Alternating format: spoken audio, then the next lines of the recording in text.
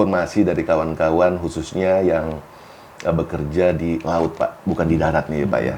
Jadi mungkin ada yang bekerja di pelayaran, baik itu kapten kapal maupun ABK-nya, ya kan, Pak. Yang mungkin lebih banyak di lautnya daripada di daratnya, Pak, ya kan. Tapi menurut informasi ya penghasilan mereka ya luar biasa. Bahkan mohon maaf, ada yang kadang-kadang mungkin bisa melebihi pegawai-pegawai ASN gitu ya, Pak ya. Ya. Betul. Tapi kalau melihat dari pekerjaan mereka di laut ya kelihatan seperti sederhana padahal luar biasa. Effort yang mereka lakukan, energi yang mereka keluarkan ya lumayan sebanding lah dengan penghasilannya.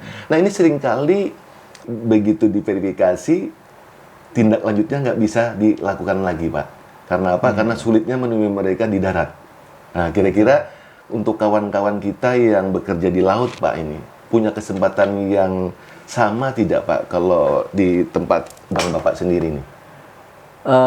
Mohon ini informasi lebih lanjut nih, Pak. Ini teman-teman pelaut ini dia punya asosiasi atau dia tergabung dalam apa nih, Pak? Misalnya nih, apakah dia pegawai suatu perusahaan? Dia pegawai dalam sebuah perusahaan pelayaran. Oke. Kalau pegawai perusahaan pelayaran, kalau dia memang sudah payroll, kemudian nanti pembayarannya kolektif. Nah, karena kalau nanti dia berlayarnya 2 bulan di sana, nanti pembayarannya kita juga terganggu dong, Pak. Nah, kalau memang itu bisa dilakukan payroll dan secara kolektif, itu sangat membantu. Bahkan tadi kalau memang ini konfirmasi atau kita kalau on the spot ya kan kita cukup 1 kali nih, atau mungkin bisa difasilitasi jembatannya dengan PKS antar instansi kita, kemudian PTN dengan si perusahaan tadi, sehingga proses ininya bisa kita akomodir dengan dia misalnya payrollnya ke kita, dan nanti dijamin bahwa angsuran selama jangka waktu pembiayaan dia bisa jamin. Itu malah menurut kami akan lebih simpel. Lebih simpel. Ya. Karena terus terang, Pak, kemarin itu kita banyak bincang-bincang sama mereka yang kebetulan juga pada saat saya ketemu itu dengan salah satu pimpinan perusahaannya, ya ABK-nya ditolak, Pak. Sementara mereka punya penghasilan yang ya lumayan bagus lah kalau saya lihat, Pak. Kalau Bapak katakan tadi maksimumnya adalah 7 juta dari informasi pimpinannya, saya pikir masuk, Pak. Masuk sekali tuh penghasilan. Tapi boleh minta informasi nih, Pak. Calon karo program KPR FLPP subsidi ini kan memang rumah ini wajib ditempati. Nah, itu, Pak.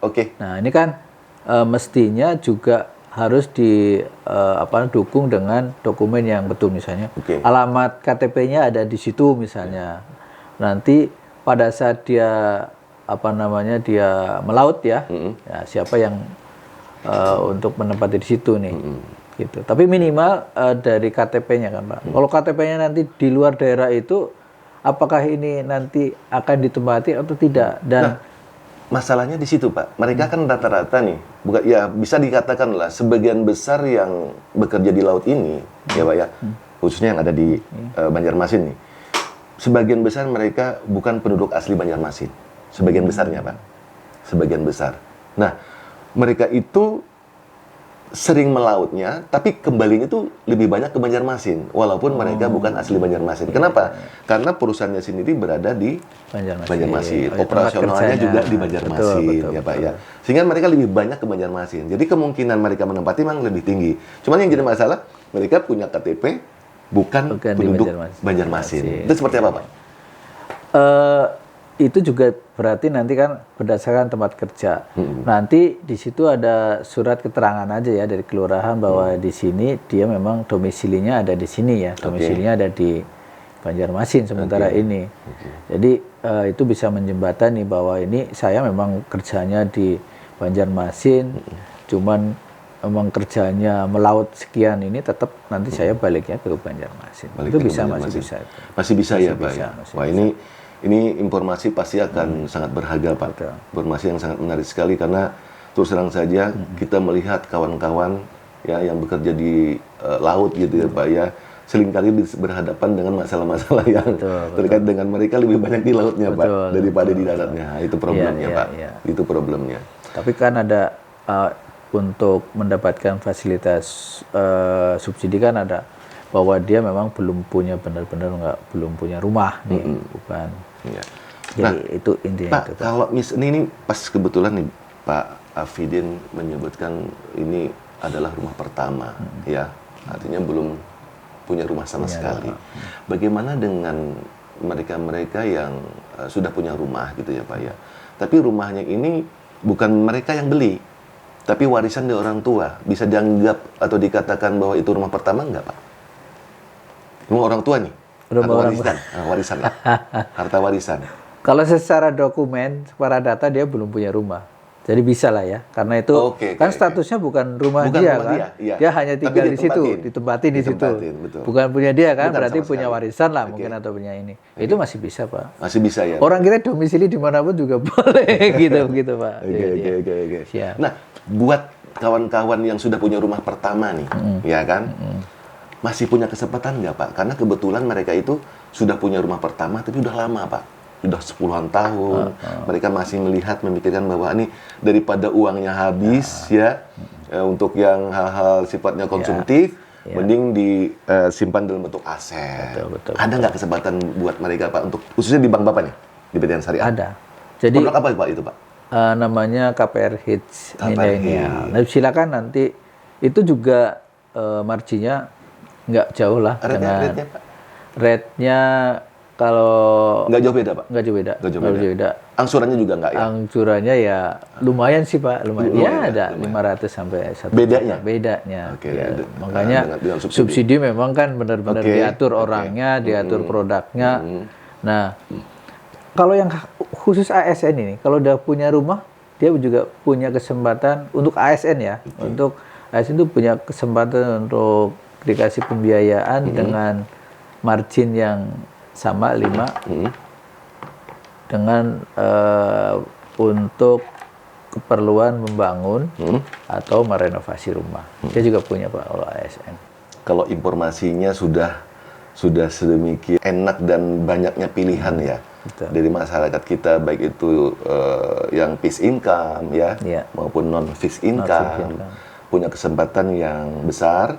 Tidak hanya mereka bisa berkesempatan mendapatkan fasilitas rumah bersubsidi, tapi juga rumah kedua, ketiga, dan seterusnya juga masih ada pilihan-pilihan menarik ya Pak ya, dari produknya BTN Syariah ya Pak ya. Karena rumah merupakan salah satu investasi yang saat ini termasuk menguntungkan ya. Karena tanah nggak nambah Pak. Iya, karena nambah ya Pak ya. Karena nggak nambah ya. Oke. Nah, ini mungkin saya masuk ke lebih jauh ke non fixed income ya Pak ya. Katakanlah misalnya yang pinjam ini yang non fixed income, tapi mereka sudah rumah yang kedua atau rumah yang ketiga Pak.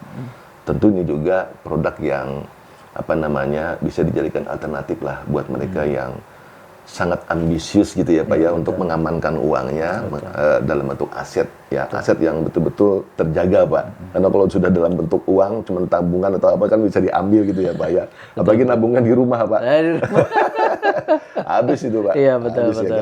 Nah, buat mereka yang non fixed income ya Pak ya. Buat teman-teman yang punya penghasilan yang tidak tetap ya. Kemudian statusnya adalah pedagang atau pengusaha gitu. Mereka tentu saja agak sedikit berbeda ya Pak ya syaratnya. Termasuk juga dalam hal persyaratan pemenuhan jaminannya ya Pak ya. Betul. Gitu ya. Betul. Nah, syarat berusahanya Pak kalau sudah yang di rumah kedua sama nggak Pak dengan rumah yang bersubsidi? Untuk investasi ini memang pastinya kalau produk yang murni dari Bank BTN lebih dari 3 tahun ya usahanya, dan yang paling penting bisa wajib lebih 3 tahun ya Pak ya.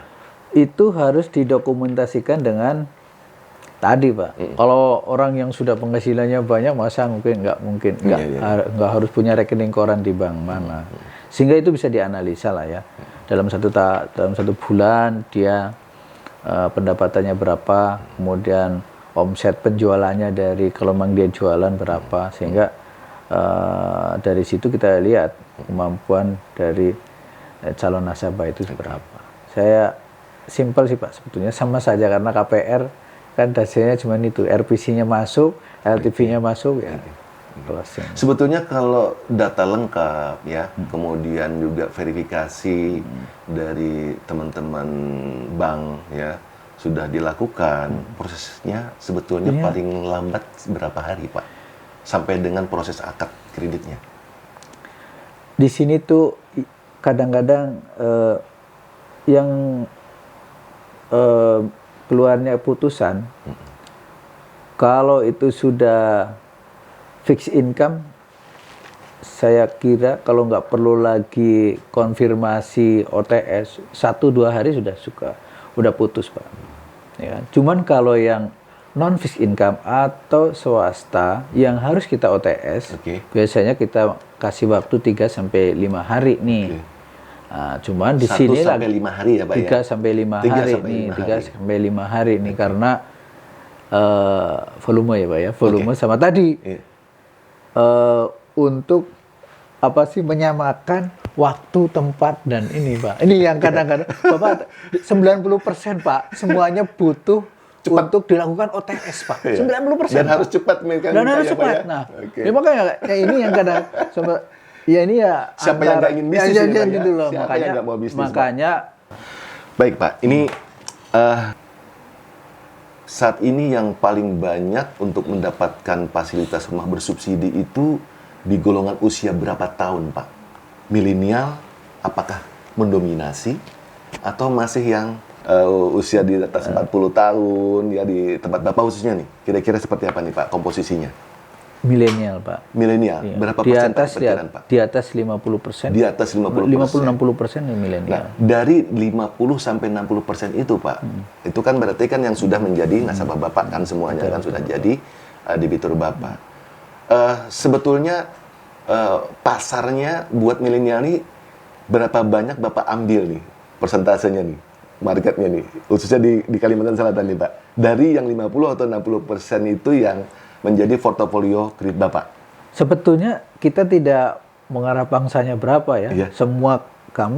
Semuanya kita layani ya. Karena tetapi yang paling banyak itu ya yang itu di atas tenor di atas 20 tahun. Berarti kan dia memang milenial Pak. Milenial. Oke. Sangat jarang di bawah 10 ya paling bawah 10 tahun tenornya.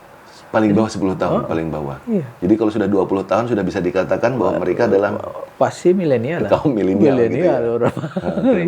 Ya artinya bisa dikatakan pasarannya sebetulnya pasarnya milenial sebetulnya rumah-rumah bersubsidi ini ya Pak ya. Milenial. Nah, ada nggak Bapak sepanjang ini yang sepengetahuan Pak Afidin, teman-teman dan yang milenial ini ya yang belum lagi punya kesempatan untuk mendapatkan fasilitas itu kira-kira gara-gara apa nih Pak? Mungkin dia tidak terdokumentasi ya. Apakah transaksinya terdokumentasi tidak nih Pak? Tidak terdokumentasi Pak ya. Misalnya nih, ini penting sekali. Dia ini kalau dia jualan pasti juga dia beli dari mana, dijual kemana. Nah itu kalau itu terdokumentasi dan mencerminkan bahwa itu dari sisi omset, dari sisi pendapatan, kemudian omset di misalnya rekening kan pasti pakai rekening koran lah ya, nggak mungkin di tabungan atau ini pasti seperti itu. Pak, saya kira bisa Pak. Saya juga sudah ada beberapa yang profesinya demikian, bisa lah Pak, bisa. Bisa ya. Bisa.